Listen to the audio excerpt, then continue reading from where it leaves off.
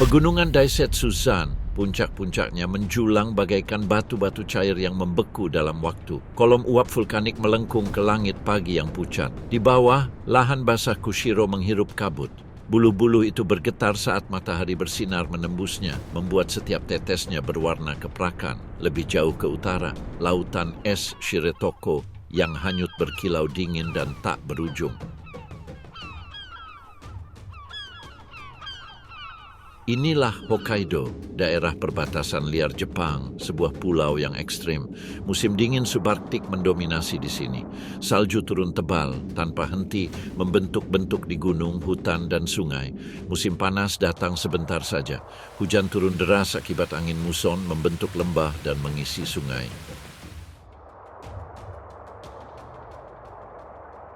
Panas bumi merembes dari bumi. Ventilasi yang mengepul dan sumber air panas menawarkan perlindungan bagi makhluk yang mungkin terancam oleh embun beku. Setiap sudut negeri ini, gunung, rawa, sungai, dan laut, itu dibentuk di ujung-ujungnya. Di sini, di kaki bukit semenanjung Shiretoko dan hutan Daisetsuzan, hidup salah satu beruang coklat Ezo yang masih bertahan hidup. Beruang coklat Ezo, Ursus busur yesoensis. Ini adalah mamalia darat terbesar di Jepang, keturunan beruang coklat Siberia yang sangat besar.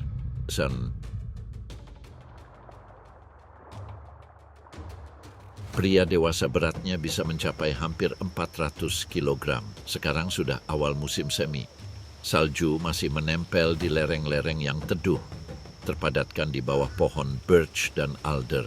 Sungai-sungai yang telah lama terbendung es mulai merintih dan bergerak, pecah menjadi serpihan-serpihan berkilauan. Di sebuah cekungan di bawah akar-akar yang kusut, seekor induk beruang terbangun. Dia sudah tidur selama 5 bulan. Denyut nadinya lambat. Tubuhnya hidup dari lemak tebal yang ia kumpulkan sebelum musim dingin tiba. Sekarang panasnya meresap ke dalam tanah. Napasnya menjadi cepat. 2 anak anjing bersandar di perutnya, kecil, hitam, tak lebih berat dari anak kucing yang baru lahir saat ia lahir di tengah musim dingin. Mereka berkedip dalam cahaya untuk pertama kalinya, silau oleh silau, canggung di atas kaki baru mereka.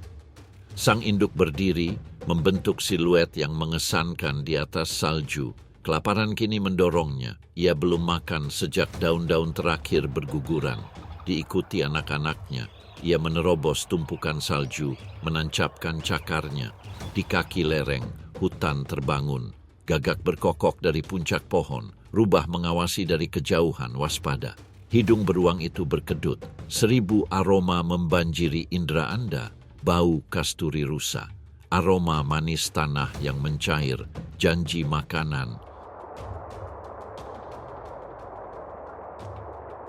Ia membajak salju untuk menemukan tunas kubis sigung, salah satu buah hijau pertama di musim semi. Ia menggali akar, mengikis kulit kayu, dan ketika menemukan bangkai rusa sika yang dibunuh di musim dingin, ia mengunyahnya sementara anak-anaknya menjilati sisa-sisanya. Setiap hari lembah itu melunak.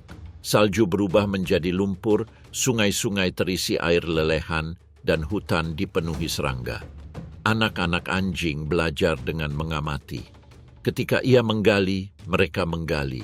Ketika ia berhenti untuk mengendus, mereka membeku di sampingnya, meniru setiap instingnya. Pada awal musim panas, sungai mengalir deras dan jernih. Anak-anaknya kini lebih besar, cukup kuat untuk memanjat pohon saat bahaya mendekat, dan cukup lincah untuk mengejar kumbang di antara pakis. Induk mereka membimbing mereka ke dasar lembah, ke tempat-tempat di mana sungai berkelok dan berpusar. Di bawah tebing yang diukir oleh es selama berabad-abad, musim kelimpahan dimulai.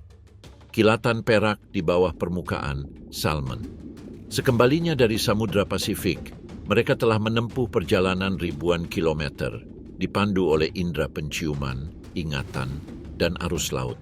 Satu persatu mereka melompat sambil berjuang mengarungi sungai untuk bertelur.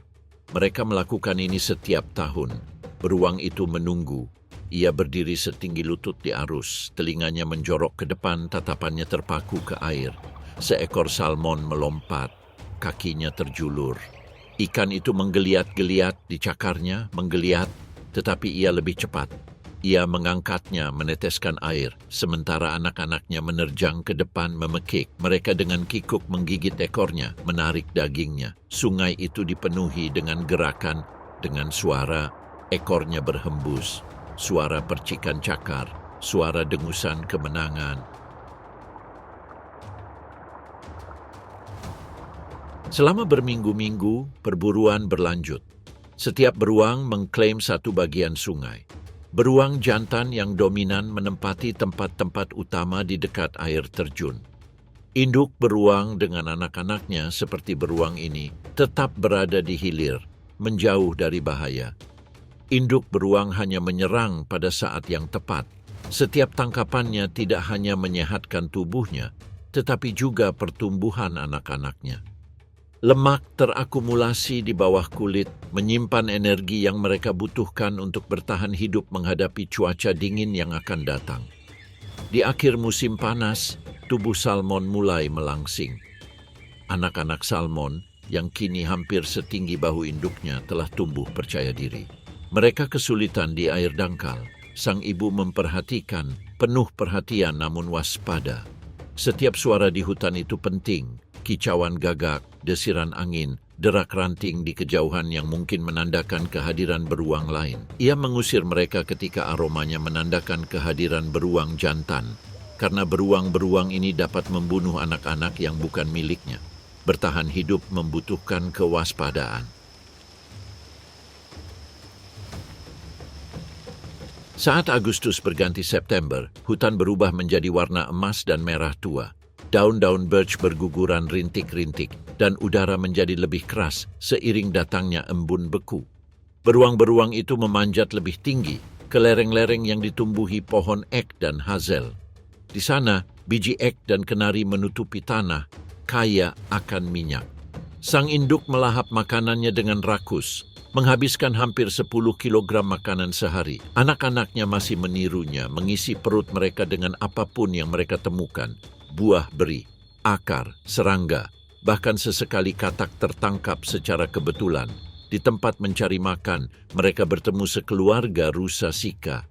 Rusa-rusa itu membeku lalu melompat pergi, ekor putih mereka berkibar di antara pepohonan. Beruang itu tidak mengejar mereka, ia tidak perlu berburu lagi. Prioritasnya adalah persiapan. Hidup itu berharga dan waktu itu singkat.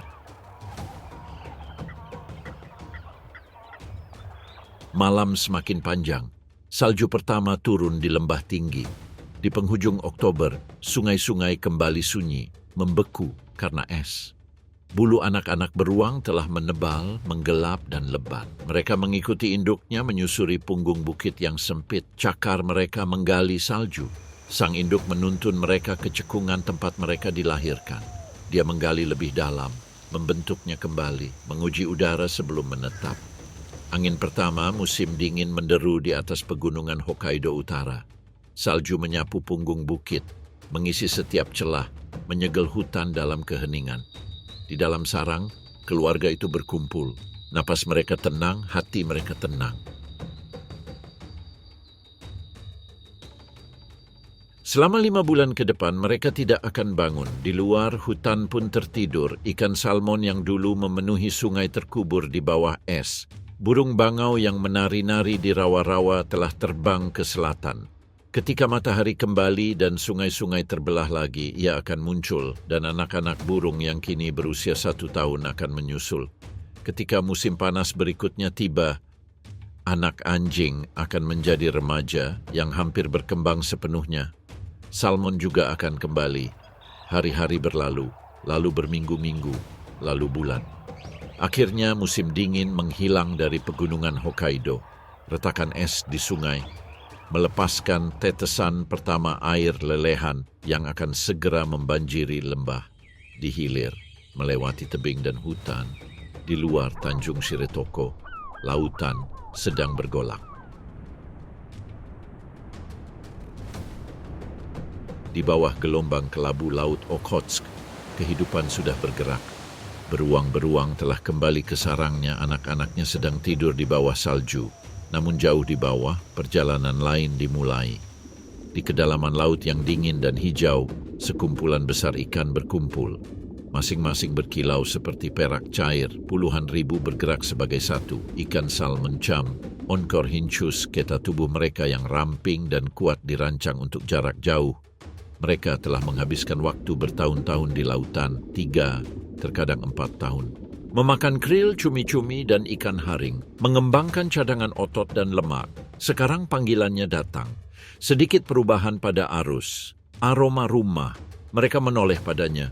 Menuju pantai timur Hokkaido, menuju sungai tempat mereka dilahirkan. Arus berubah, dan salmon berenang ke utara menyusuri semenanjung, melewati hutan rumput laut dan tebing berbatu. Orca berpatroli di saluran yang lebih dalam, membelah air dalam lengkungan yang cepat dan tepat, tetapi salmon tetap berada di perairan dangkal. Di atas mereka, sekawanan burung laut, burung guillemot, dan burung kitiwake menukik ke arah kilatan cahaya di bawah. Kerugian tidak dapat dihindari dalam perjalanan ini. Meski begitu, salmon tetap bertahan. Jumlah mereka sungguh mencengangkan. Hampir 1 juta orang kembali ke perairan ini setiap tahun, dipandu oleh kenangan yang mereka simpan sebagai buraya. Mereka mencapai pantai tempat sungai-sungai mengalir ke laut, membuka mulut mereka untuk menyambutnya. Perubahannya mendadak, asin berganti manis. Ikan harus beradaptasi, dan mereka melakukannya. Tubuh mereka bertransformasi. Insang mereka mulai beradaptasi dengan salinitas rendah. Kulit mereka menebal, sisik mereka kusam, dan warna perak mereka berubah menjadi perunggu dan hijau berbintik-bintik, menandakan pemijahan. Jantan mengembangkan rahang bengkok, kaips, dan punggung bergerigi. Betina berbentuk bulat dan memiliki telur yang matang. Di muara sungai Shiretoko, mereka ragu-ragu.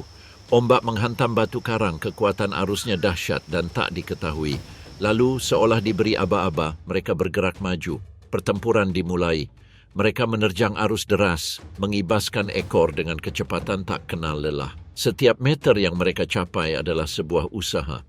Rintangan pertama sederhana, tepian kerikil dan hamparan dangkal di mana air nyaris tak menutupi sirip mereka. Lalu datanglah jeram. Setiap gelombang mengangkat mereka hanya untuk melemparkan mereka kembali. Dari setiap 100 orang yang mencoba, mungkin setengahnya berhasil. Sisanya menjadi mangsa kelelahan dan mulut-mulut yang menunggu. Seekor rubah mengawasi dari tepi pantai. Bulunya yang kemerahan kontras dengan batu-batu kelabu. Tatapannya terpaku pada siluet berkilauan di air. Seekor ikan salmon yang kebingungan dan terdampar di air dangkal, meronta-ronta tak berdaya. Rubah itu menerjang, mencengkeram insang beruang itu dan menyeretnya ke alang-alang. Ia adalah yang pertama dari sekian banyak pemakan bangkai yang memanfaatkan perjalanan ini. Lebih jauh ke hulu, sungai-sungai menyempit, membelah ngarai-ngarai hutan. Di sini, aroma tanah basah bercampur dengan aroma musk beruang. Induk yang sama yang pernah memburu ikan ini di musim panas telah kembali. Anak-anaknya, yang diperkuat oleh hasil panen musim itu, mengikuti dari dekat. Air berbusa putih di kakinya sementara ia menunggu, tak bergerak di sebuah tikungan sungai. Seekor salmon melompat, kilatan perak, denyut nadi, dan ia menyerang. Ikan itu tersangkut di udara, terhimpit di antara rahangnya. Anak-anak anjing itu bergegas untuk makan, dan dalam beberapa saat bangkainya menjadi bersih. Bagi beruang, ini adalah pesta terakhir sebelum tidur panjang. Namun ikan salmon tetap saja datang, puluhan ribu. Mereka mengatasi bahaya didorong oleh naluri yang sama. Sebagian jatuh ke tangan musang yang meluncur di perairan dangkal, sebagian lagi ke tangan elang yang terbang tinggi di atas kepala. Maut mengejar mereka di setiap tikungan, tetapi arus kehidupan terus membawa mereka. Setelah berhari-hari, mungkin berminggu-minggu, hanya sebagian kecil yang tersisa. Di antara mereka, seekor betina sendirian mendekati tempat awal perjalanannya. Hamparan kerikil dangkal tinggi di atas sungai, tempat sinar matahari menembus dahan-dahan pohon alder. dan airnya mengalir sebening kristal. Tubuhnya dipenuhi jejak perjalanan, sisik-sisik yang compang-camping, sirip-sirip yang robek, dan mata yang keruh. Dia telah menempuh jarak lebih dari 500 kilometer, memanjat air terjun, dan dia lolos dari rahang yang tak terhitung jumlahnya. Sekarang, hanya tinggal satu babak lagi. Dengan kibasan ekornya, ia mulai menggali. Gerakannya berirama dan tak henti-hentinya. Sebuah cekungan dangkal di kerikil yang dikenal sebagai red. Para pejantan berkerumun di dekatnya, warna mereka cerah dan cemerlang. Mereka berdesakan mencari posisi. Tubuh mereka bertabrakan, mulut mereka menganga. Yang satu menang. Dia berputar di dekatnya, gemetar di sampingnya. Bersama-sama mereka melepaskan ribuan telur, tembus pandang bagai mutiara yang tersebar di air. Air mani ikan jantan mengotori arus. Dalam hitungan detik, semuanya berakhir. Ikan betina menutupi telur-telur itu dengan kerikil, melindunginya dari cahaya dan predator. Lalu dia melepaskannya dan kekuatannya habis. Selama berjam-jam ia mengapung di sana, bergoyang mengikuti arus. Akhirnya, saat cahaya memudar, ia jatuh diam. Di sekitarnya ikan-ikan lain berbaring serupa. Salmon cum bersifat semelparous, artinya mereka mati setelah bertelur. Mereka tidak kembali ke laut. Kehidupannya berakhir di sungai tempat ia bermula. Begitu ini terjadi, hutan mulai memberi makan dirinya sendiri. Burung gagak turun terlebih dulu, rubah kembali dan mengacak-acak sisa-sisanya. Musang dan cerpelai mencari-cari di sepanjang tepi sungai. Elang meluncur dari tebing, sayapnya terbentang dan cakarnya menjangkau ikan.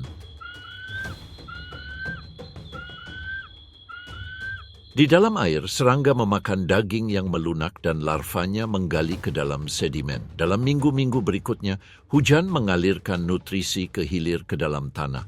Pohon-pohon di tepi sungai seperti birch, alder, dan willow menyerap nitrogen yang sebelumnya terperangkap dalam serat-serat hidup mereka. Di dedaunan mereka, lautan tetap ada. Dan begitu saja musim dingin kembali. Es kembali menyegel sungai. Di bawah, sarang-sarang itu sunyi, telur-telur mereka beristirahat di air yang sejuk dan kaya oksigen. Waktu berlalu dengan lambat. Para induk telah tiada, tulang-tulang mereka terkubur di bawah salju. Tetapi anak-anak mereka menunggu, embrio-embrio kecil, mata terbentuk, jantung mulai berdetak. Pada pertengahan musim dingin, burayak pertama dilepaskan. Panjangnya hampir 2 cm, mereka mengapung di antara bebatuan, memakan sisa-sisa kantung kuning telur mereka.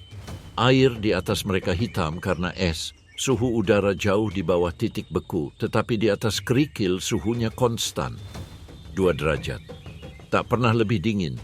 Anak-anaknya tetap tersembunyi selama berminggu-minggu, yaitu sampai pencairan musim semi membawa kehangatan dan cahaya lagi. Lalu suatu malam kebekuan itu pecah, sungai itu mengalir deras. Saat banjir pertama, burayak muncul dari kerikil dan bergerak ke hilir, ratusan sekaligus berkilau keperakan di tengah kegelapan. Sebagian besar tak akan pernah mencapai laut, namun burayak yang berhasil mencapainya akan tumbuh lebih kuat dan dalam 3 atau 4 tahun akan merasakan tarikan yang sama. Perjalanannya, seperti halnya perjalanan beruang, tidak memiliki akhir yang nyata. 1 tahun lagi berlalu. Musim dingin telah kembali. Sungai itu membeku. Bangkai salmon terakhir terkubur di bawah es. Energinya tersebar di akar, sayap, dan bulu. Hutan yang dulu bergema dengan aliran air kini sunyi. Musim dingin kembali menguasai Hokkaido. Di seberang semenanjung Shiretoko dan dataran di luarnya, bumi tampak putih dan tenang, terjebak di bawah salju setebal beberapa meter. Hanya angin yang bergerak. Namun di sini pun, kehidupan tetap bertahan. Sebuah bayangan memecah kehampaan. Kecil, disengaja, anggun. Rubah merah Hokkaido, Fulpes, Shrenki, menjauh dari garis pepohonan, bulunya berdiri tegak karena dingin. Ia lebih kecil daripada kerabatnya di daratan, lebih ramping dan bulunya berwarna kemerahan tua dengan semburat abu-abu. Sejumput ekor, setebal syal musim dingin, menjuntai di belakangnya, napasnya menggulung di udara. Setiap langkah terukur, ringan. Di bawah salju sesuatu yang tak terlihat bergerak. Dia berhenti. Telinga bergerak maju, melakukan triangulasi suara. Salju meredam semua getaran, kecuali satu getaran kecil, seperti tikus sawah yang bergerak melalui terowongan di bawah kulit kayu. Rubah memiringkan kepalanya mendengarkan. Hening. Lalu terdengar bunyi berderak. Otot-ototnya menegang. Ia melompat dan mendarat dengan hidungnya, membajak salju dalam hujan salju putih. Sesaat kemudian dia muncul ke permukaan dengan tikus tanah yang tersangkut di rahangnya. Dia makan dengan cepat. Tikus itu menghilang dalam beberapa gigitan. Lalu ia pergi, berlari kecil melintasi dataran es. Cakarnya lebar dan berbulu, memang cocok untuk ini. Suhu bisa turun hingga minus 20 derajat, tetapi rubah tetap berburu. Selama sebagian besar tahun, dia berburu sendirian. Malam adalah sekutunya, salju adalah kanvasnya. Setiap lompatan meninggalkan jejak hingga angin berikutnya menghapusnya. Terkadang ia menempuh jarak 10 kilometer atau lebih. Jalannya berkelok-kelok di antara hutan dan lapangan terbuka. Gagak-gagak mengikutinya, berharap mendapatkan remah-remah. Jika dia berhasil, mereka akan bernyanyi dengan riuh. Jika tidak, mereka akan pindah. Di masa sulit, dia menabung apa yang bisa dia tabung. Seekor ikan dijatuhkan oleh seekor elang. Seekor tupai jatuh dari pohon. Ia mengubur sisa-sisa jasad di bawah salju. Berhari-hari atau berminggu-minggu kemudian, ia akan menemukannya lagi. Seiring musim dingin mendekat, tanah mengeras. Sungai-sungai membeku hingga ke dasarnya. Rusa-rusa turun ke lembah untuk mencari rumput. Rubah mengikuti jejak mereka, mengais-ngais di antara mayat-mayat. Dia sabar, licik. Di penghujung Februari, cahaya mulai berubah. Hari-hari semakin panjang, udara semakin lembut. Di balik salju, tanda-tanda kehidupan pertama mulai terlihat. Tikus-tikus ladang berkembang biak. Kumbang-kumbang mencair di liang mereka. Dunia rubah bergetar kembali.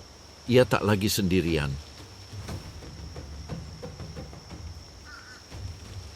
Rekannya kembali dengan bulunya yang tebal dan moncong yang ditandai oleh pertempuran lawan. Reuni mereka singkat. Mereka berbagi wilayah yang sama, hamparan tepi hutan dan padang rumput beku.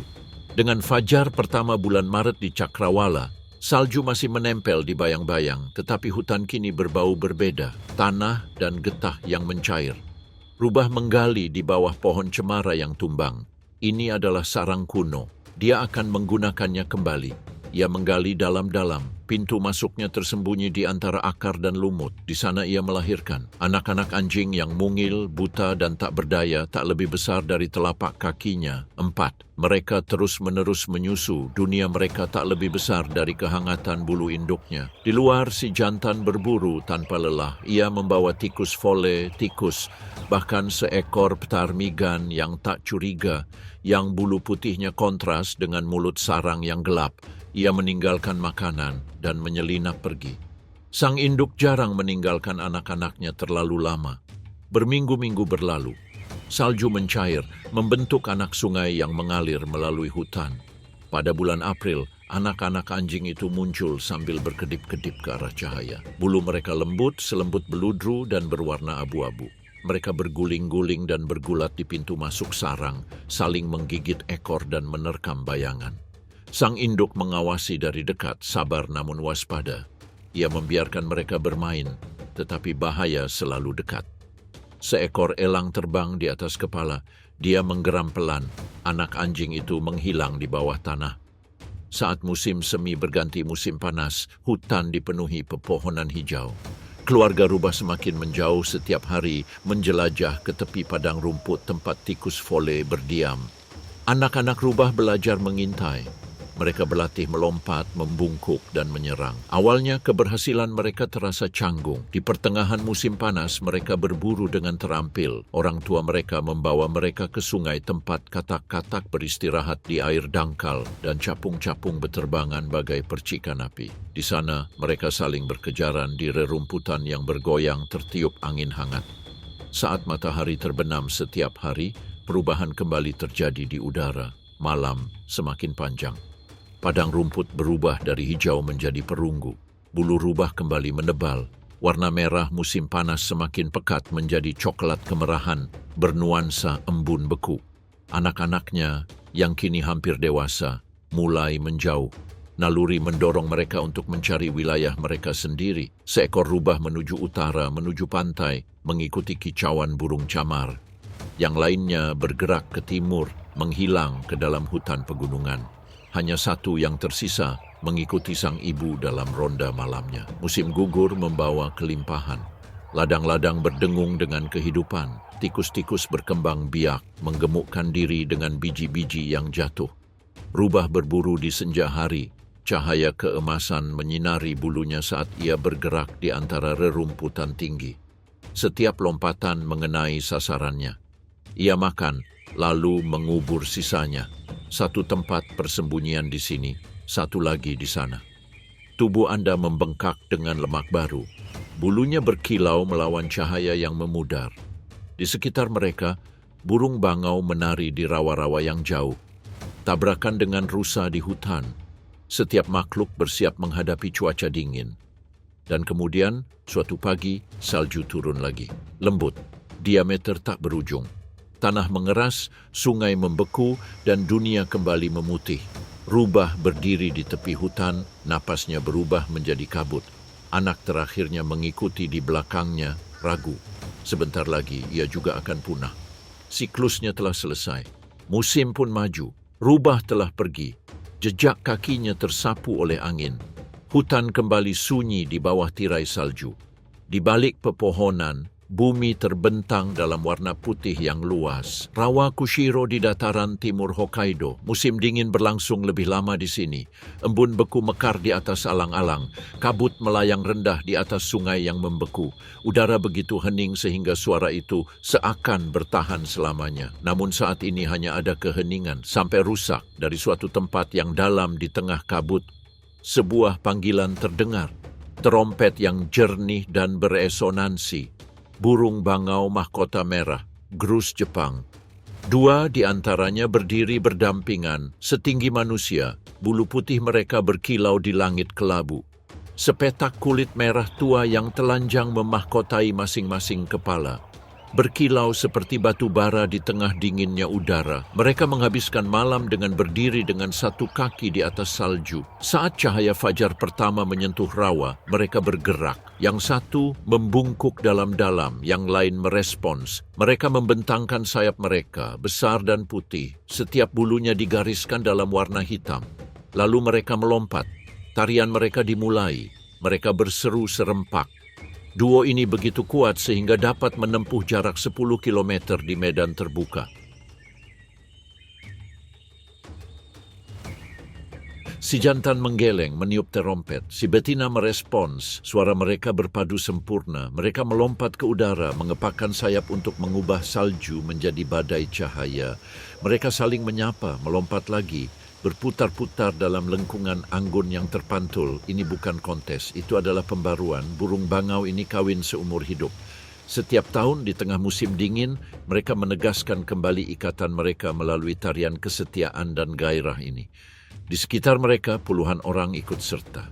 Udara dipenuhi suara. Seruan yang tumpang tindih membumbung bak paduan suara. Bagi masyarakat Hokkaido, pemandangan ini telah menjadi simbolis. Dahulu kala, burung bangau mahkota merah hampir menghilang. Diburu sangat lapar. Saat lahan basah menghilang, kini setelah puluhan tahun terlindungi, lebih dari 2.000 orang kembali tinggal di sini. Burung bangau membungkuk dan bertengger, tarian berakhir. Untuk sesaat rawa itu sunyi. Kemudian keduanya berjalan bersama menembus kabut, kepala tegak, memperbarui ikatan mereka. Pada awal musim semi, es mulai retak. Rawa terbangun. Air meresap melalui alang-alang yang membeku. Suara kodok pertama bergema di bawah es yang mencair. Burung bangau memasuki lahan basah, tempat yang dipenuhi alang-alang tinggi dan lumpur lunak. Di sana mereka membangun sarang. Gundukan alang-alang selebar hampir 1 meter. Mereka mengangkatnya di atas permukaan banjir. Betina bertelur. Pucat, burik, rentan. Induknya bergantian merawatnya. Yang satu mengawasi sementara yang lain memberi makan. selalu dekat, selalu terlihat. Hari-hari semakin panjang, udara semakin hangat dan rawa dipenuhi suara-suara, capung berdengung. Katak bernyanyi dalam paduan suara yang tak berujung. Angin bergetar di antara alang-alang. Setelah 28 hari, cangkang menetas. Seekor anak ayam muncul, basah, keemasan, dan menggigil. Dalam beberapa jam, ia berdiri, terhuyung-huyung dengan kaki gemetar, sudah mematuk dunia. Kedua induknya merawatnya, membimbingnya dengan lembut melewati perairan dangkal yang penuh serangga dan berudu. Anak ayam belajar dengan cepat, berjalan di belakang ibunya, berkicau lembut, mengikuti setiap langkah. Musim panas tiba dalam gelombang kehijauan. Rawa-rawa dipenuhi kehidupan. Bangau mengintai di kanal-kanal, elang terbang tinggi mengikuti arus termal, dan burung bangau bergerak, mencari makan, dan berkicau di mana-mana. Anak burung tumbuh dengan cepat, berat badannya berlipat ganda dalam sebulan. Bulu halusnya berganti menjadi bulu pucat, lehernya meregang. Sayap mereka menguji udara, namun bahaya tetap mengintai. Suatu pagi, langit menggelap dengan sayap-sayapnya.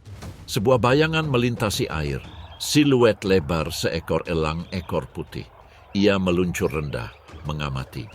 Burung-burung bangau membunyikan alarm dengan kicauan mereka yang melengking. Anak burung itu membeku.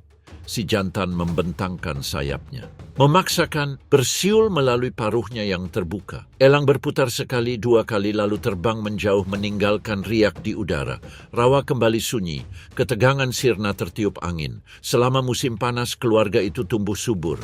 Setiap hari, anak burung itu semakin berani. Ia mencari siput dan akar dan berlatih melompat-lompat pendek. Orang tua membimbingnya dengan panggilan rendah. Saat badai datang, mereka melindunginya di antara sayap mereka. Saat predator mendekat, mereka saling menempel. Pada bulan September, daun-daun kuning pertama berkibar tertiup angin. Rawa berubah menjadi emas, lalu perunggu. Burung bangau muda hampir tumbuh dewasa, lebih tinggi dan lebih kuat. Meskipun begitu, ia masih memiliki bulu berwarna coklat. Induknya mendorongnya untuk terbang. Awalnya, dalam semburan pendek, beberapa meter di atas air. Semakin hari, semakin tinggi, dan semakin jauh. Penerbangan pertama yang sesungguhnya datang dengan sensasi kemenangan. Sayapnya terbentang hampir 2 meter. Burung itu terbang tinggi, melayang untuk pertama kalinya di atas sarangnya. Namun musim gugur juga membawa bahaya. Makanan menjadi langka karena katak-katak layu di lumpur dan serangga-serangga mati kedinginan. Elang-elang kembali berburu. Suatu sore, saat matahari terbenam di balik alang-alang, seekor elang menukik turun dari awan. Burung bangau muda itu terhuyung-huyung, goyah, menghadapi serangan predator itu. Orang tua bereaksi dengan bingung. Elang jantan melompat ke angkasa, sayap terbentang dan cakar terangkat. Elang berbelok tajam, meleset beberapa sentimeter, lalu mundur ke pohon pinus yang jauh. Anak burung itu selamat. Tak lama kemudian, hari-hari semakin pendek. Embun beku kembali saat fajar, menyebar bagai kaca di atas rawa. Sekarang Derek terus-menerus memberi makan, mengembangkan kekuatan yang mereka perlukan untuk menghadapi bulan-bulan mendatang. Anak burung itu meniru mereka dengan sempurna, mencari makan, merapikan bulunya, dan berkicau. Suaranya, yang dulu tipis dan tinggi, kini semakin dalam dan bergema, menyatu dengan duet induknya. Dan kemudian, salju kembali turun. Serpihan salju pertama jatuh tanpa suara ke lahan basah. Burung bangau tidak lagi bersembunyi di rerumputan tinggi. Mereka kembali ke padang terbuka, tempat saljunya padat dan udaranya dingin serta jernih. Berlatar langit pucat, siluet mereka tampak mencolok, 3 sosok putih di lautan keperakan. Saat fajar, kabut kembali muncul dari sungai yang membeku. Keluarga itu tetap bersatu. Burung bangau muda mengembangkan sayapnya, sudah tumbuh dewasa sepenuhnya. Setiap bulu bertepi hitam. Ia melompat ke udara bersama induknya. Mereka terbang bersama, memanggil. Suara mereka bergema dalam keheningan. Tak lama lagi anak burung itu akan terbang dan bergabung dengan anak-anak burung seusianya untuk menemukan wilayahnya sendiri Induknya akan tetap di sini, ikatan mereka tetap utuh. Mereka bergerak sekali lagi, pria membungkuk, si betina merespons, bersama-sama mereka bangkit. Berputar di tengah salju yang turun, panggilan mereka bergema seperti lonceng di tengah kabut. Ketika musim semi tiba lagi, mereka akan menari lagi. Untuk saat ini, burung bangau itu memudar menjadi putih. Bumi bangkit lagi. Jauh dari lahan basah terbuka, hutan timur Hokkaido. Di sini salju tebal terhampar di antara batang-batang pohon cedar dan birch yang menjulang tinggi. Uap mengepul perlahan dari lubang panas bumi yang tersembunyi. Udara berbau resin dan tanah. Ini adalah dunia yang sunyi, kuno, waspada, hidup. Di tengah keheningan ini, suatu bentuk bergerak, sayapnya yang lebar dan berat mengepak satu kali, dua kali. Hening dalam turunnya salju. Ikan Blakiston, ketupa Blakistoni, terbang tinggi menembus hutan di malam hari.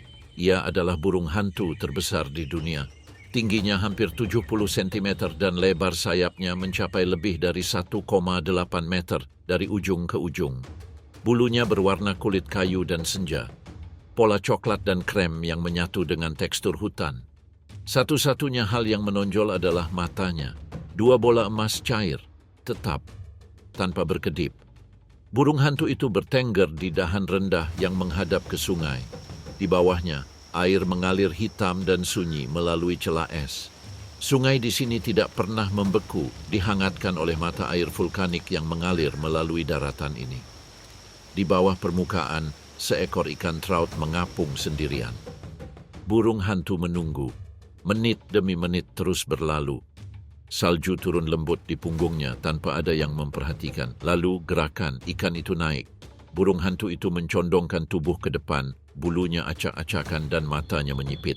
Dalam sekejap ia jatuh. Keheningan pun pecah. Sekejap cakar, semburan semprotan. Burung hantu itu menyelam ke dalam air, sayapnya terbentang untuk menjaga keseimbangan. Kakinya mencengkeram ikan dengan presisi yang mematikan, cakarnya menembus sisik dan daging. Ia membubung tinggi, air mengalir dari bulu-bulunya dan mangsanya tampak pucat dalam genggamannya.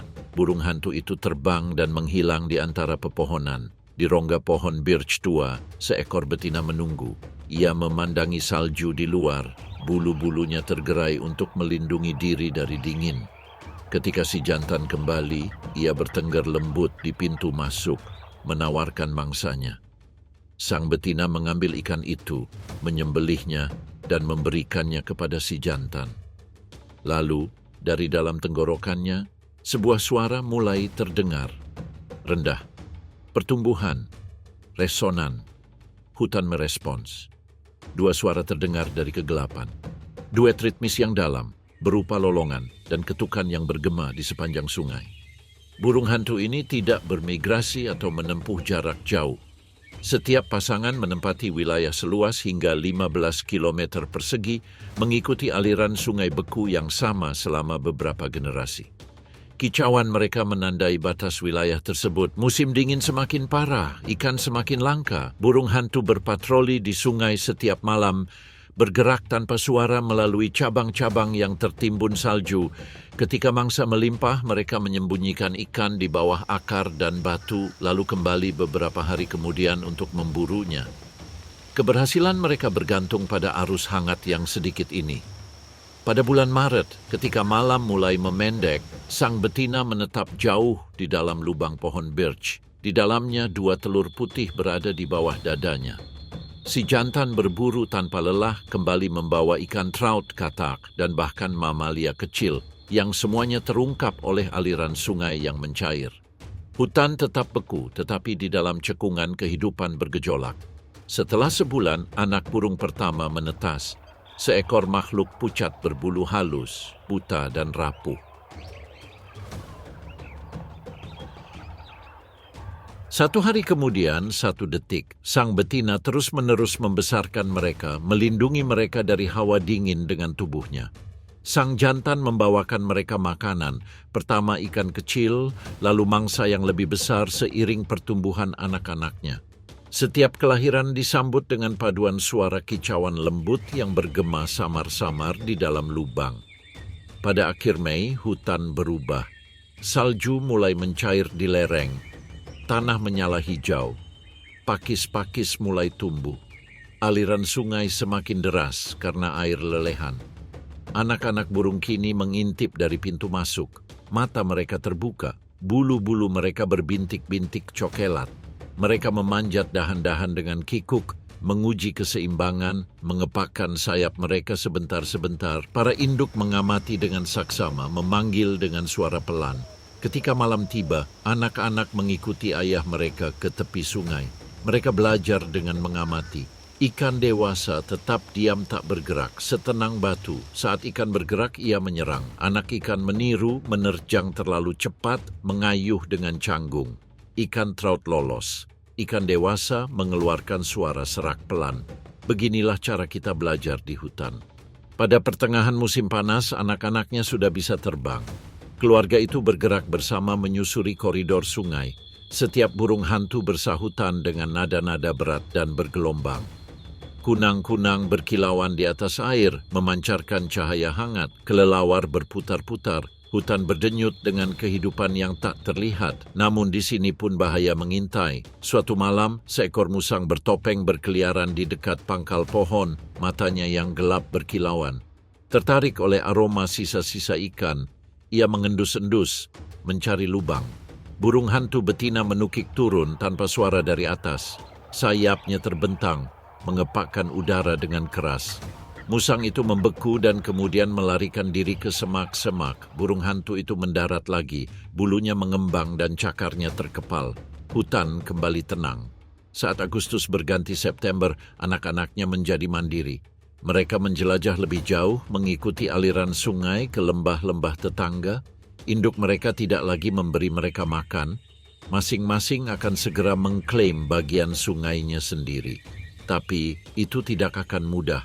Di alam liar, hanya setengah dari anak burung yang sudah dewasa mampu bertahan hidup hingga tahun pertama.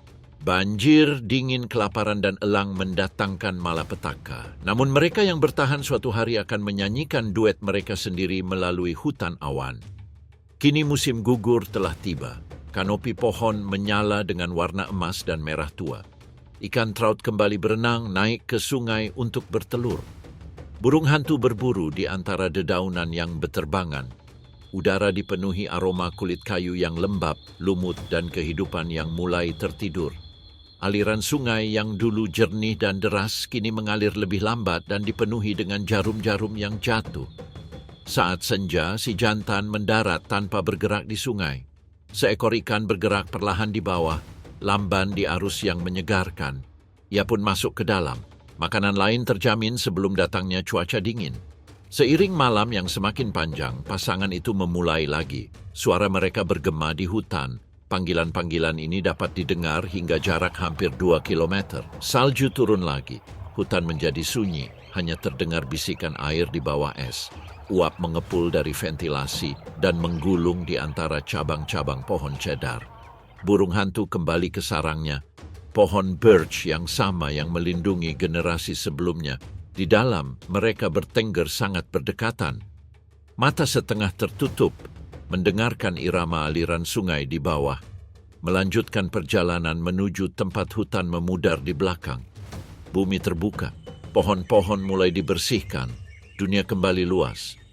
Di dataran bergelombang di timur Hokkaido, cahaya tumpah ke padang rumput bambu kerdil dan rumput perak. Sungai mengalir melalui lembah, berkelok-kelok melewati pegunungan vulkanik yang masih berasap di udara dingin. Ini adalah wilayah rusa Ezo-shika, Cervus Jepang yesoensis, yang terbesar dari semua shika dan salah satu bentuk paling tangguh di Hokkaido Utara yang terjal. Kawanan bergerak menembus kabut fajar, tubuh mereka berwarna cokelat pucat saat cahaya pertama.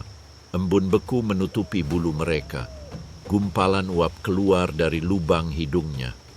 Para betina berjalan hati-hati, kepala tertunduk, mencabuti rumput musim dingin yang menyembul di antara salju. Di antara mereka, para jantan yang lebih muda tetap waspada, dengan tanduk mereka yang masih kecil, seperti tunggul beludru kecil yang akan tumbuh selama beberapa bulan mendatang.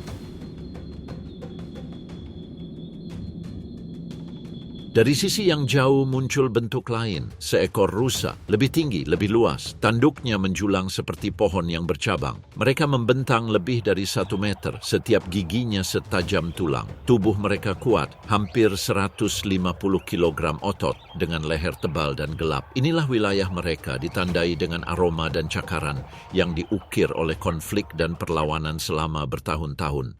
Namun tidak selalu seperti ini. 2 musim dingin yang lalu sebagai jantan muda, tak lebih tinggi dari alang-alang, ia belajar berdiri beberapa menit setelah lahir. Goyah, gemetar.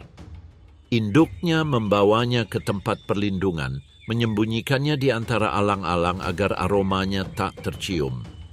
Dia memberinya makan, mengawasinya dan kembali merawatnya dalam diam. Selama bulan-bulan pertama itu, ia melindunginya dari rubah dan anjing liar, menjaganya tetap dekat dengan bayangan hingga ia bisa berlari. Menjelang musim gugur, ia bergabung dengan kawanan. Bintik-bintiknya memudar dan bulunya berubah kemerahan. Ia berkelahi dengan anak-anak kuda lainnya. Musim dingin membawa kelaparan. Pemuda itu tahu di mana angin menghempaskan salju dari tanah, di mana aliran air tetap terbuka bahkan dalam cuaca dingin yang menusuk tulang. Kini, 2 tahun kemudian, ia berdiri sebagai orang dewasa. Belum sekuat dulu, tetapi hampir dewasa. Tanduknya berkilau di bawah sinar matahari musim panas, diselimuti beludru merah darah. Setiap gigi bertambah panjang setiap hari, menyerap mineral dari tubuh. Di sekeliling mereka, kawanan rusa merumput dengan bebas, serangga berdengung dan udara bergetar hangat.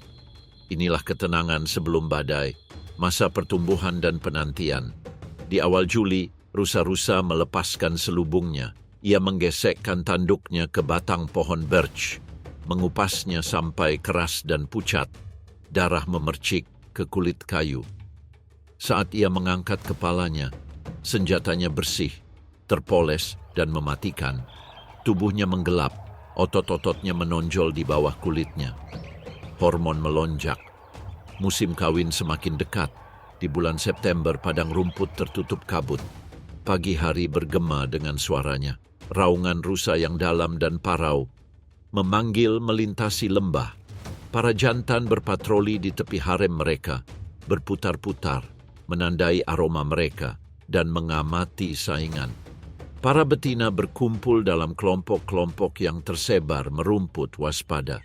Rusa jantan kami melenguh dalam kabut dengan panggilan yang keras dan bergema. Seorang saingan menjawab dari sisi lain punggung bukit. Keduanya bergerak mendekati satu sama lain, melangkah maju mundur, leher menunduk dan telinga maju. Udara menjadi tegang, mereka mengalami tabrakan. Tanduk yang satu berbenturan dengan tanduk yang lain. Suaranya tajam seperti ranting patah.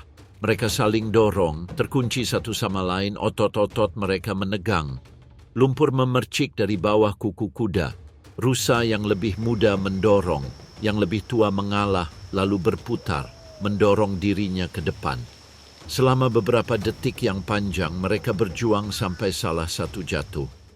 Rusa yang lebih muda tergelincir, terdorong mundur. Ia menggeliat bebas, napasnya tersengal-sengal, panggulnya terangkat. Sang pemenang berdiri tegak, meraung melawan angin. Rusa kami tertatih-tatih dalam kabut, kalah baginya.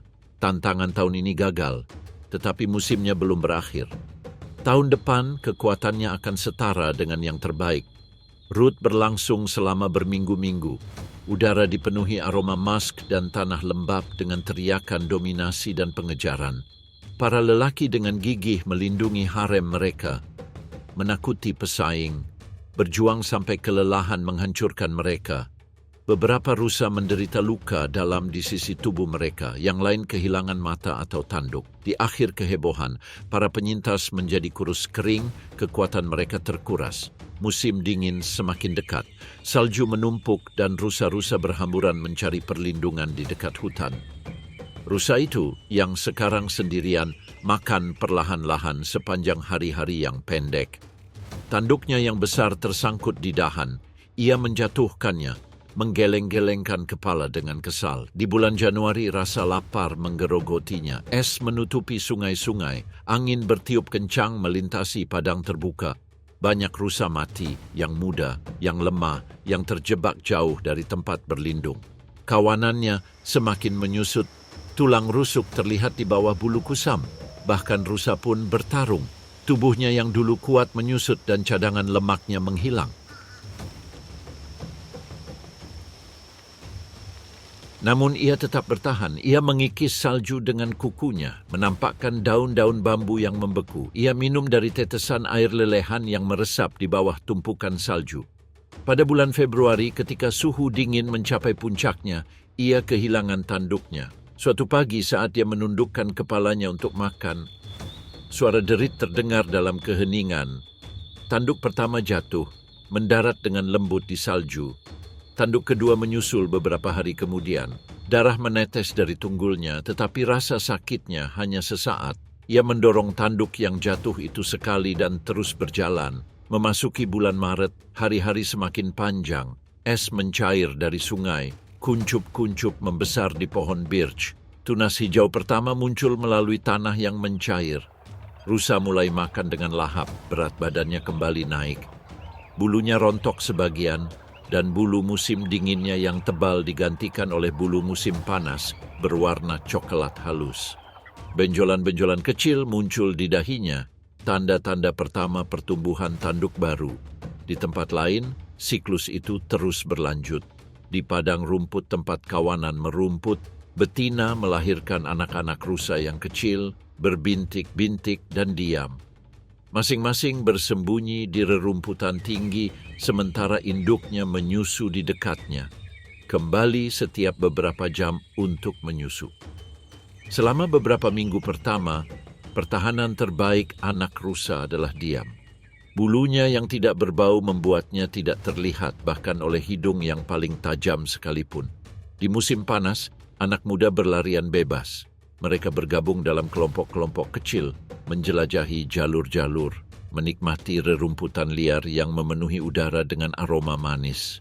Rusa-rusa jantan di antara mereka mulai menundukkan kepala, berpura-pura bertarung, bersiap menghadapi hari di mana mereka juga akan ditantang. Di antara mereka, mungkin rusa jantan besar berikutnya sudah mulai berjalan. Dan rusa tua itu, ia mengamati dari punggung bukit. Tanduk-tanduk barunya tumbuh kembali, kuat dan lebat. Bekas luka pertempuran masa lalu membekas di sisi-sisinya. Sejarah bertahun-tahun terukir di tubuhnya. Ia meraung lagi, suaranya yang dalam dan bergema-menggema di seluruh lembah. Tantangan akan datang lagi. Saat musim panas berlalu, kabut akan kembali. Saingan akan muncul. Tanduknya akan saling bertabrakan. Dan sekali lagi, dia akan berjuang demi hak untuk menyalurkan kekuatannya. Sekarang, saat senja tiba di dataran, rusa itu berdiri sendirian. Napasnya berubah menjadi beku. Rumput-rumput melengkung di bawah salju. Di suatu tempat yang jauh panggilan lain, janji kontes lainnya 1 tahun lagi, dia menundukkan kepalanya dan mendengarkan. Angin berubah dan kemudian lanjutkan. Sementara itu, dari dataran terbuka, di mana rusa merumput dan menghilang di balik salju, bumi bangkit sekali lagi. Utara, menuju ke laut. Angin semakin kencang. Hutan sedang ditebang. Udara menjadi berat karena garam. Lebih jauh ke depan adalah semenanjung Shiretoko, sebuah daratan yang tidak beraturan menjorok ke Laut Okhotsk. Di musim dingin, ia bertemu dengan kutub utara itu sendiri. Ini adalah tepian es. Saat fajar pantai berderit, lembaran es yang luas melayang, didorong ke selatan oleh arus Laut Okhotsk. Batu gerinda di tebing hitam. Suaranya rendah dan tak berujung. Balok-balok seukuran rumah bertabrakan, membelah, miringkan, mengirimkan pecahan-pecahan yang bersinar ke dalam cahaya pucat. Di antara keduanya, saluran air terbuka yang sempit terjalin seperti urat baja. Suhu berkisar sedikit di bawah titik beku.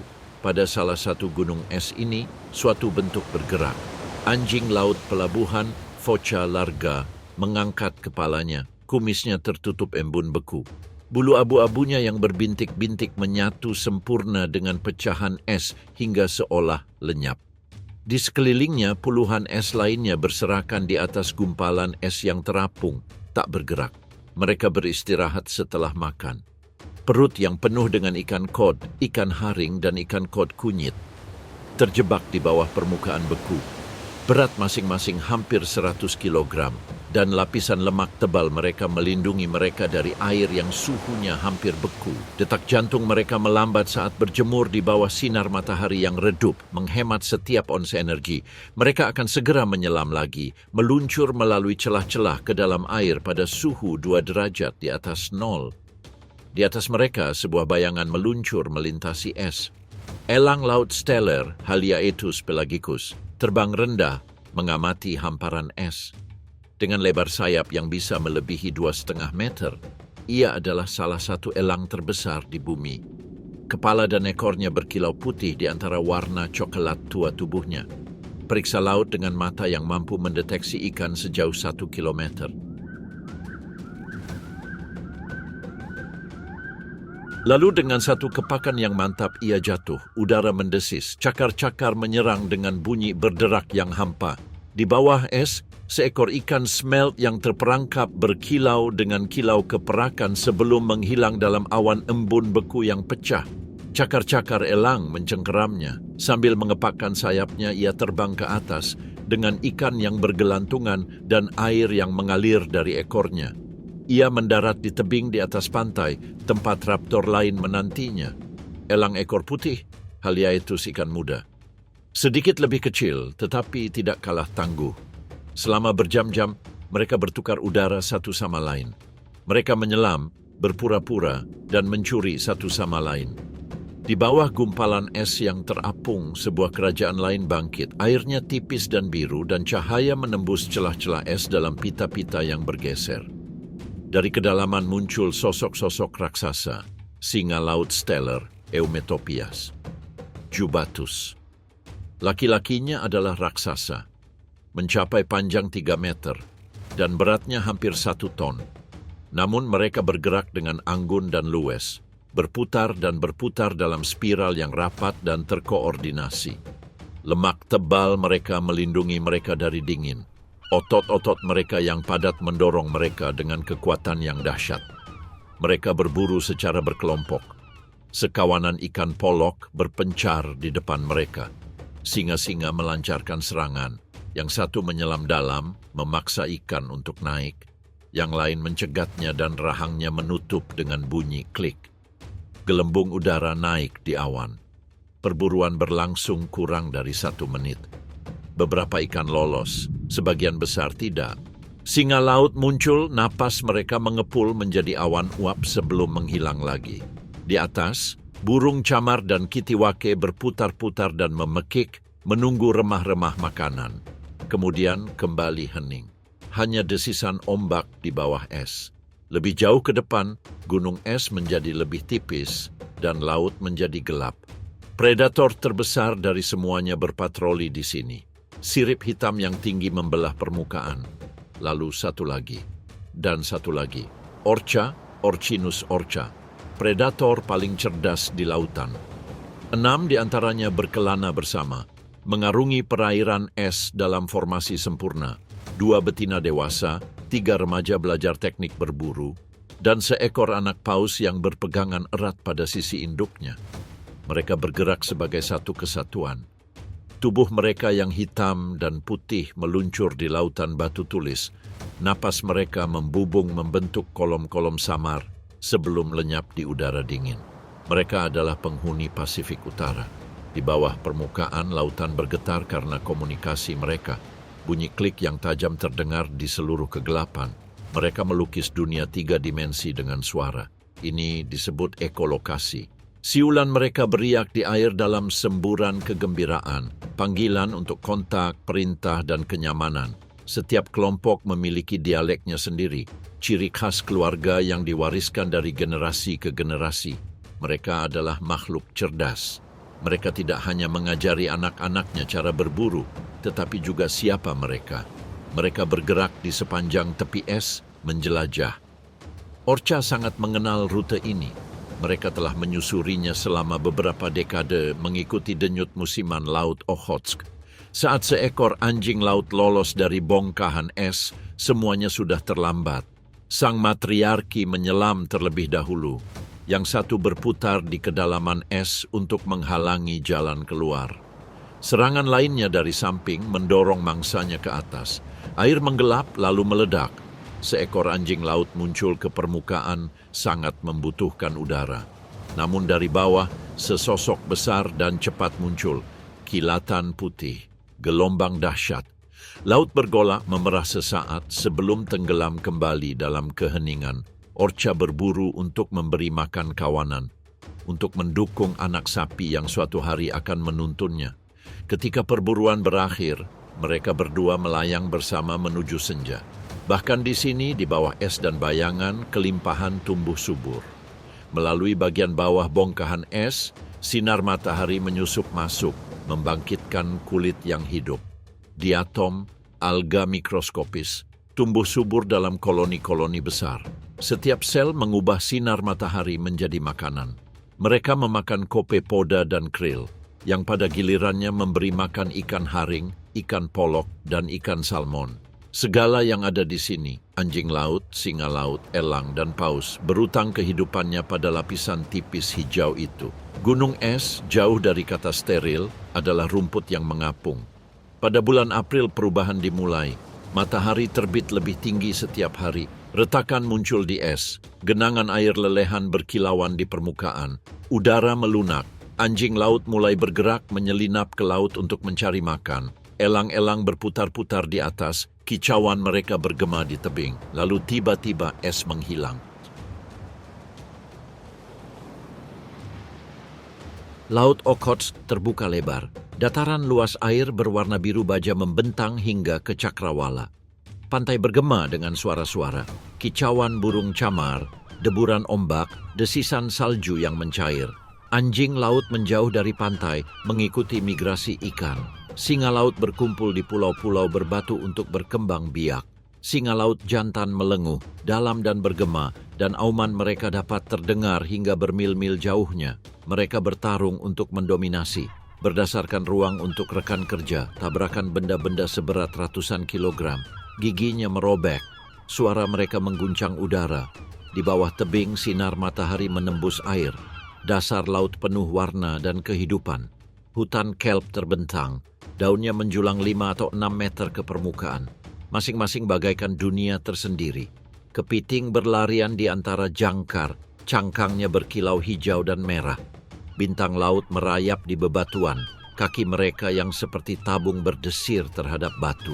Bulu babi merumput perlahan, meninggalkan jejak-jejak halus di antara rumput laut. Di antara dedaunan kawanan ikan kod dan udang muda berkilauan bagai logam cair, tubuh mereka menggeliat tertimpa cahaya. Menjelang pertengahan musim panas, transformasinya telah selesai. Laut itu hidup di segala arah. Dari selatan melintasi ribuan mil lautan terbuka, para raksasa kembali. Sepanjang musim dingin mereka menjelajahi perairan hangat dekat Filipina dan Kepulauan Mariana.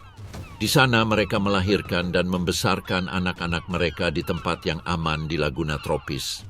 Di sana lautannya tenang, airnya kaya akan panas, tetapi miskin akan makanan.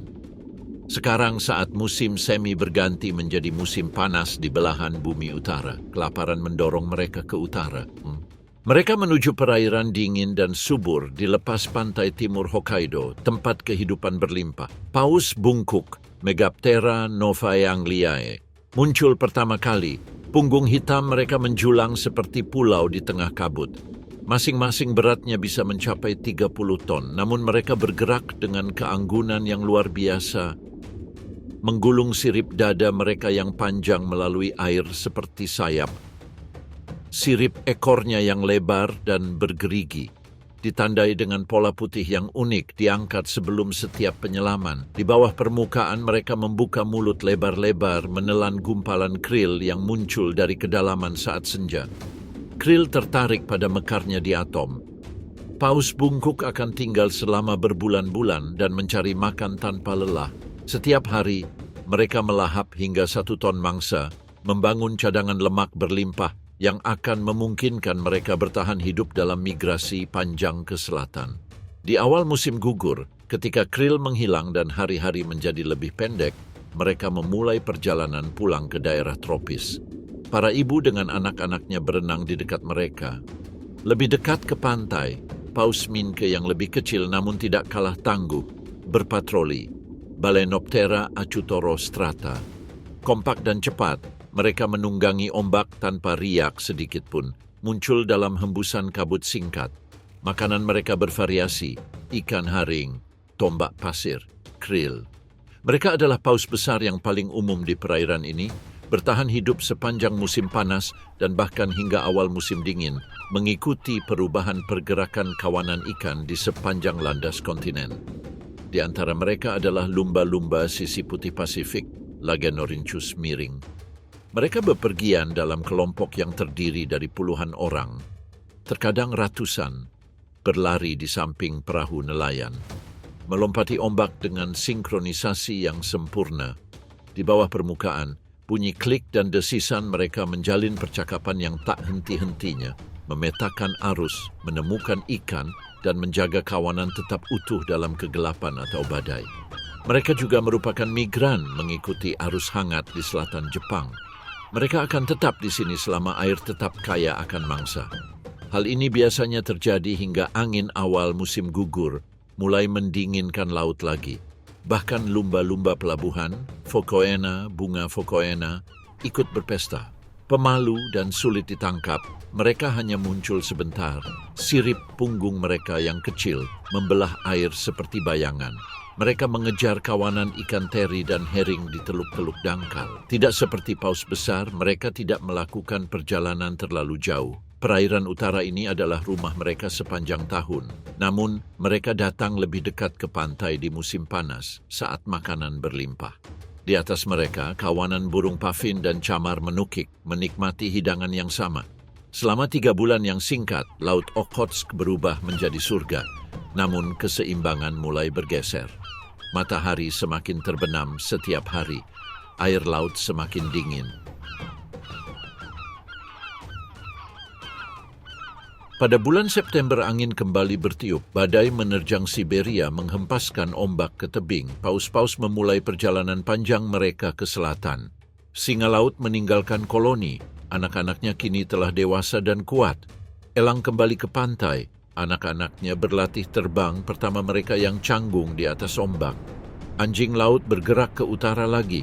Setelah cuaca dingin mereda, lautan menjadi gelap. Mekarnya plankton perlahan tenggelam ke dalam jurang. Ikan memakan sisanya. Kepiting menggali pasir. Hutan rumput laut sekarang bergoyang lebih lambat. Tepiannya terkoyak oleh badai. Kemudian, pada bulan Desember, pecahan es pertama muncul lagi. Suhu semakin turun setiap hari. Udara terasa lebih tajam, jernih dan metalik. Laut menjadi tenang. Perlahan gunung es menebal memanjang hingga mencapai pantai lagi. Elang kembali ke tebing. Anjing laut merayap di atas es. Orca berpatroli di pantai. Sekali lagi, dunia menjadi putih dan sunyi.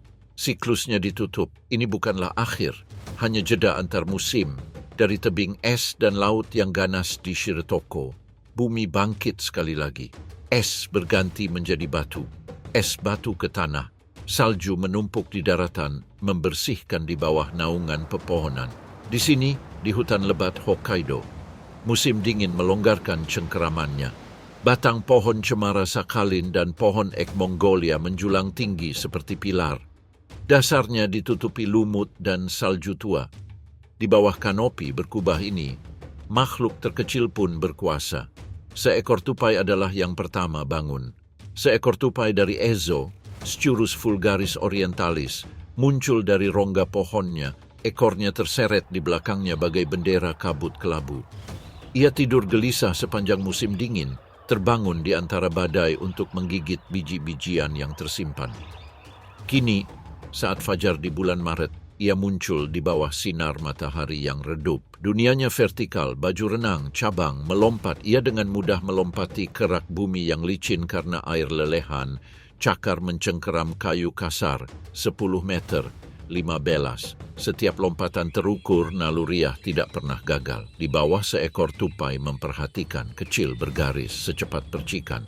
Tupai Ezo, Tamias sibiricus garis keturunan liangnya terletak di bawah akar pohon ek yang tumbang jaringan terowongan yang dipenuhi biji eke, kacang beach, dan biji-bijian. Selama berbulan-bulan, ia hidup setengah tertidur, hanya bangun untuk mengisi cadangan makanannya. Sekarang rasa laparlah yang mendorongnya ke permukaan. Hutan masih berbau embun beku dan daun-daun busuk, tetapi musim semi sudah dekat. Tupai berlarian di semak-semak, pipinya menggembung karena biji-biji yang dicuri.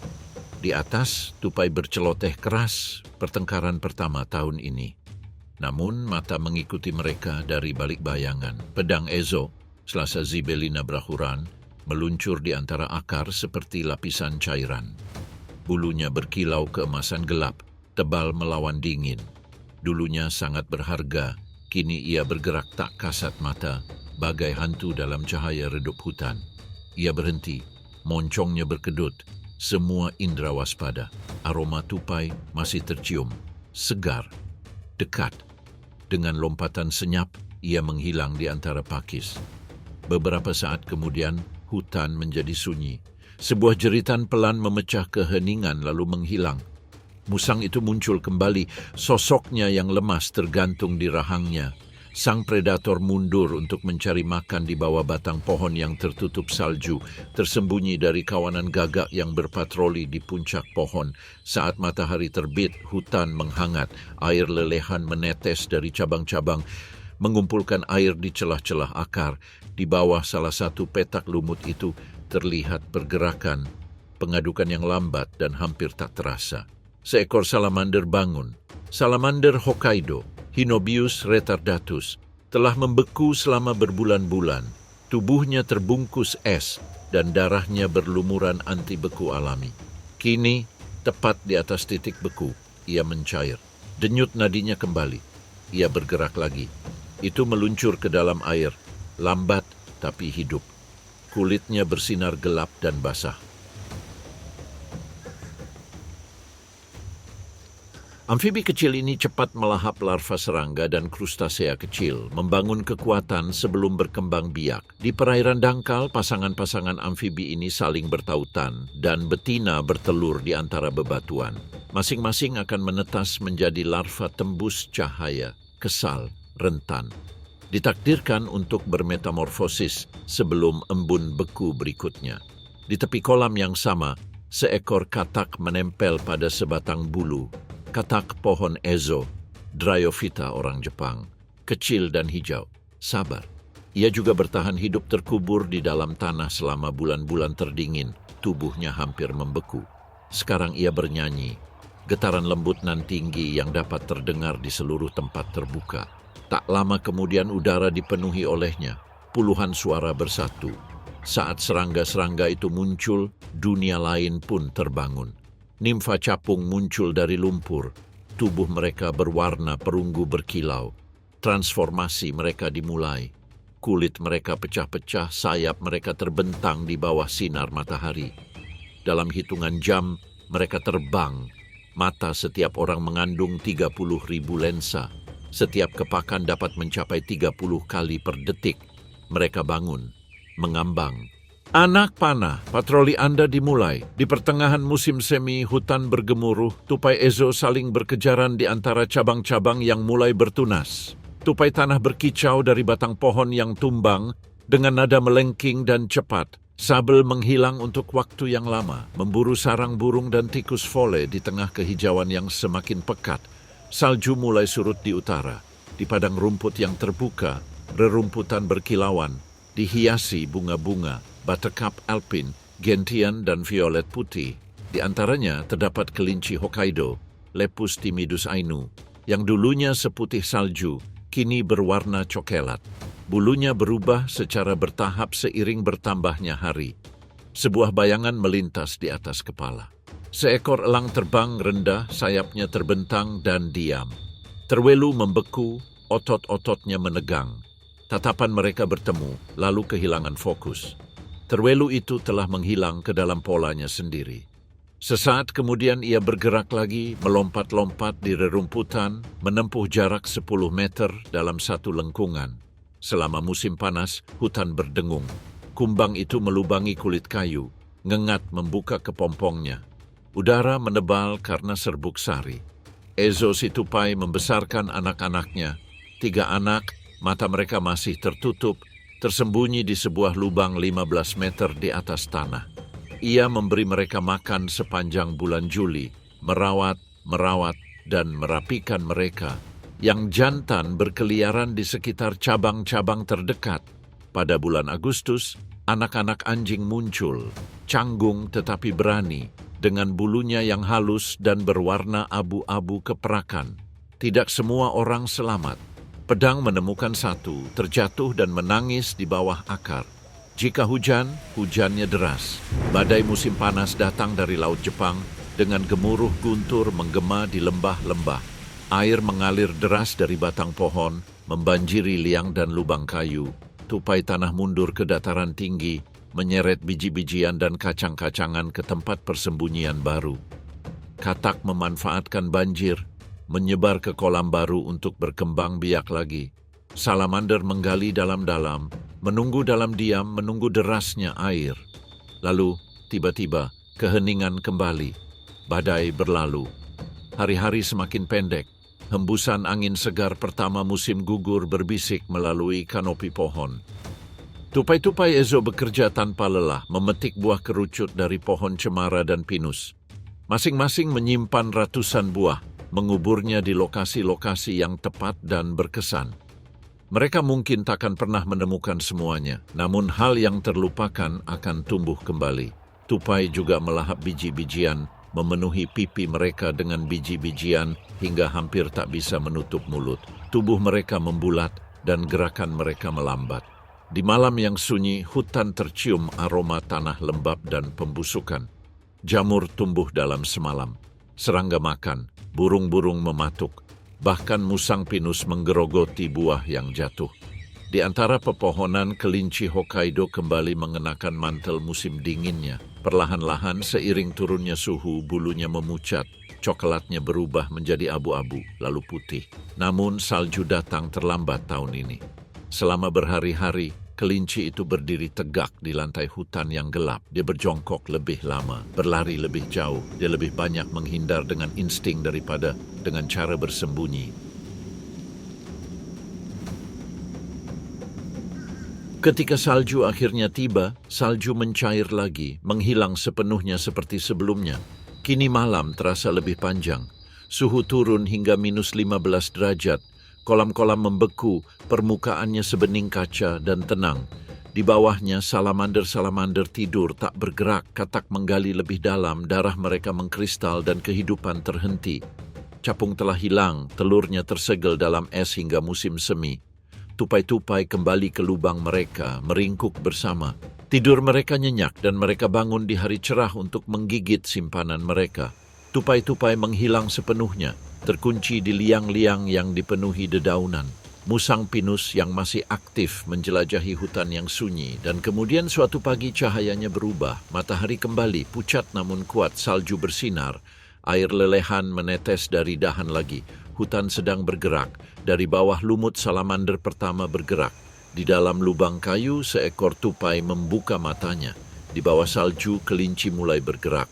Di seberang tanah lapang, jejak kaki musang pinus bergabung dengan jejak mereka, segar menempel di kulit kayu yang mencair. Kehidupan di bawah kanopi dimulai lagi. Inilah Hokkaido, daerah perbatasan liar Jepang. Di sini kehidupan berjalan berputar-putar.